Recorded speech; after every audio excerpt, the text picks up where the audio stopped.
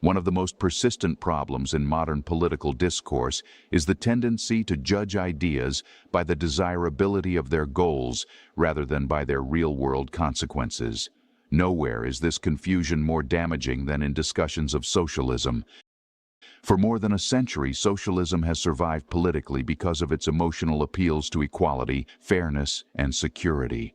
But political systems are not judged in the real world by how noble their goals sound. They are judged by what they produce. And socialism, across continents, cultures, and generations, reliably produces scarcity, coercion, and declining living standards. To understand why, it is necessary to examine the premises on which this ideology is based. Once those premises are exposed to empirical reality, the outcome is not surprising. Socialism fails because its premises are false. Socialism begins with the belief that an economy can be directed by planners who will allocate resources rationally, fairly, and efficiently. The premise assumes that a centralized decision-making body can somehow gather and process the vast amounts of knowledge needed to run an entire economy. This belief would be remarkable even in a community of a few dozen people, but in a modern society of millions with constantly shifting preferences, technologies, and costs, the idea that a handful of officials can coordinate the activities of millions should be easily recognized as a knowledge problem beyond the capacity of even the most brilliant planners. In market economies, prices convey this information instantly and without central direction. A change in consumer demand, a disruption in supply, or a new innovation is immediately reflected in prices. Entrepreneurs, consumers, and workers adjust accordingly. No one needs to issue commands. Socialism discards this real-time mechanism and replaces it with meetings, committees, and political dictates. The results have been predictable: chronic shortages, wasteful surpluses, and a continual misallocation of resources. These outcomes are not aberrations. They are the logical consequences of the false premise that planners can do better than the spontaneous coordination created by prices.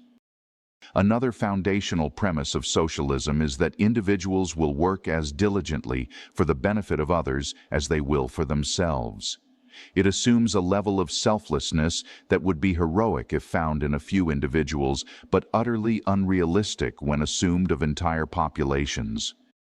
In the real world, people respond to incentives, not to utopian proclamations. When people reap the benefits of their own efforts, through wages, profits, or professional reputation, they have reasons to innovate, to take risks, to improve processes, and to create value. When officials confiscate the fruits of those efforts for the common good, individuals rationally shift their behavior. They work less, take fewer risks, complain more, and begin to view work not as a path to advancement, but as an obligation to be endured. This is an observable pattern that has repeated itself in every socialist system. Agricultural workers in the Soviet Union produced dramatically less on state-owned farms than they did on their tiny private garden plots. Plots that accounted for a fraction of the land but a massive share of the food supply. In socialist economies, the same doctors, engineers, and teachers who once excelled in market economies produced far less under systems where effort and reward were disconnected.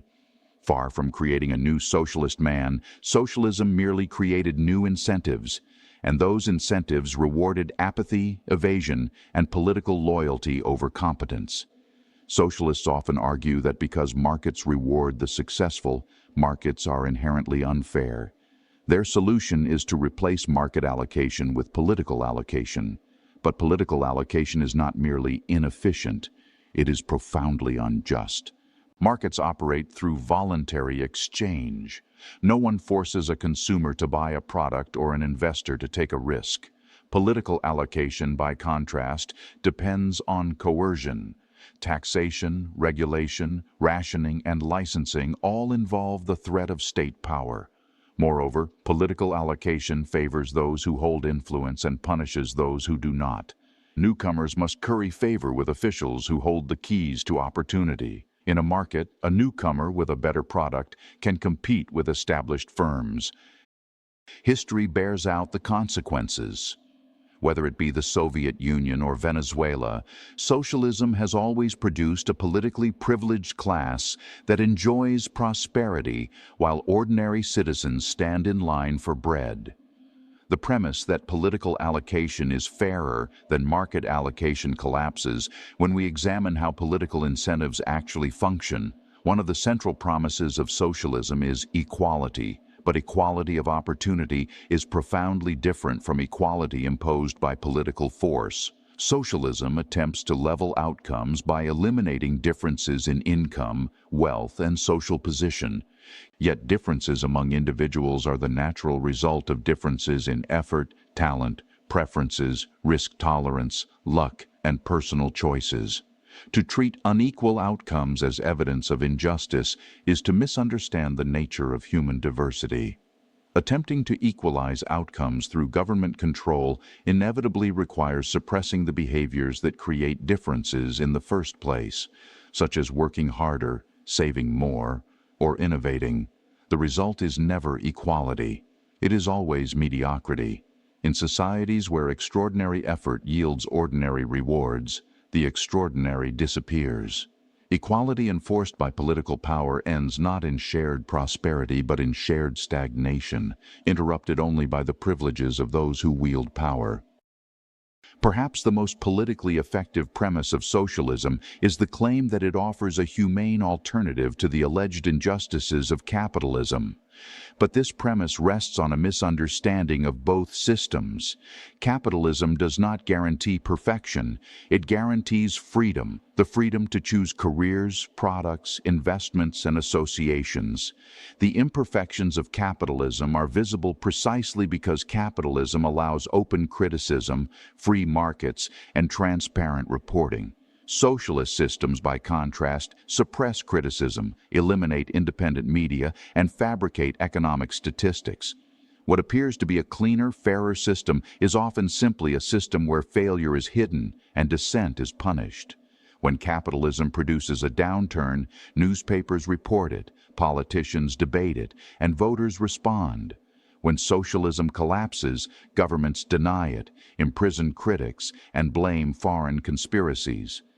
The premise that socialism is a solution to capitalism misunderstands the essential point. Capitalism's flaws are visible because it is free. Socialism's failures are hidden because it is not.